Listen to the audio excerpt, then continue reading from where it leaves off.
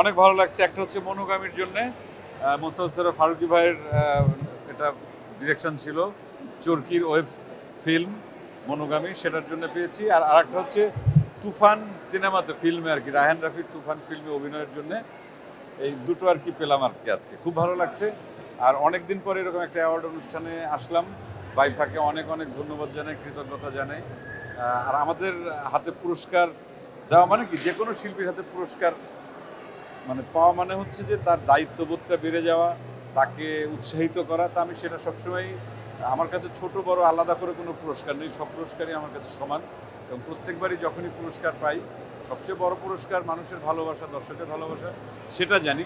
কিন্তু এই পদকগুলো যখন হাতে পাই, আলাদা দায়বদ্ধতা কাজ করে এবং মনে হয় যে আমি তো দর্শকের জন্য কাজ করি, আজীবন আমৃত্যুর জন্য দর্শকের জন্য ভালো ভালো কাজ করে যেতে পারি, যাতে দর্শকের ভালোবাসাটা পাই। তুফান ভয় পাবে?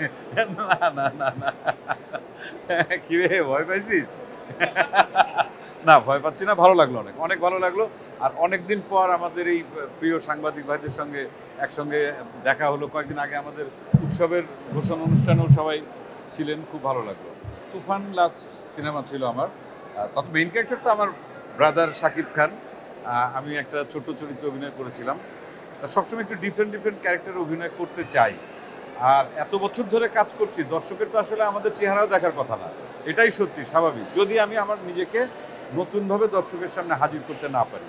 এটা একজন আর্টিস্টের দায়িত্ব, যিনি অভিনয় করেন, প্রত্যেকটা অভিনেতা অভিনেত্রীর দায়িত্ব যে নতুন রূপে, নতুন চরিত্রে দর্শকের সামনে নিজেকে হাজির করা, না হলে পরে কেন দেখবে। তা সেই জন্য আমি মাঝে মধ্যে একটু গ্যাপ নেই, নতুন চরিত্রের জন্য প্রস্তুতি নেই।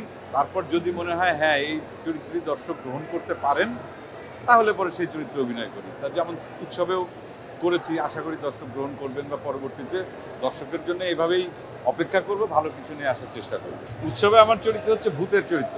এখন এই ভূত আসলে কি ভূত, কিমভূত নাকি ভূত মানে মানুষ হয়ে ভূত, নাকি ভূতের মতো চেহারা, মানে ভূতের তো অনেক ধরনের ভূতকে আমরা চিনি। তা এই ভূতটা কি, আমরা তিনজন খুব বিখ্যাত ভূত আছি এখানে উৎসবে, আমি, জয়া হোসেন এবং অপি করিম। ওই ছবিতে আরও অনেকে অভিনয় করছেন, সিনিয়র অ্যাক্টররা, অ্যাক্ট্রেসরা, জাহিদ ভাই, মিমি আপা, তারিক আনাম খান, আজাদ আবুল কালাম ভাই। এছাড়া জুনিয়রদের মধ্যে আছে সৌম্যজ্যোতি, সাদিয়া আইমান, অনেকে যারা আছে আর কি, সুনেরা, বেশ বড় একটা টিম, দিনার ভাই, সব সব সব সব মিলিয়েই আমার মনে হয় নির্মল আনন্দের জন্যে। আমরা যে ধরনের সিনেমা আসলে সপরিবারে হলে গিয়ে দেখতে চাই, সেই সামাজিক সিনেমা একটু কম হচ্ছে। তা সেই জায়গা থেকে নির্মল বিনোদনের জন্যে সবাই, সব বয়সের, সব ধরনের, সব মানুষ সিনেমা হলে এসে এই ছবিটি উপভোগ করবেন, ভালো লাগবে আশা করি। ও মাই গড, আমি জোয়ান হচ্ছি না তো? না, এটা আপনাদের কারণে হয়তো ভালো করে ফ্রেমটা ধরা হয়েছে। আর সত্যি কথা যেটা বলতে, যে নিজেকে তো একটু প্রস্তুত রাখতে হয় অভিনয়ের জন্যে। চরিত্র হয়ে যখন আমি দর্শকের সামনে যাব, একটু দেখতে শুনতে ভালো না হলে পরে তো বলতেই তো পারেন যে এত বছর অভিনয় করছে, তারপরে তো বয়স তো ঠিকই বাড়ছে, কিন্তু নতুন নতুন চরিত্র আপনাদের সামনে হাজির হবে, এটাই সবসময় আশা করি।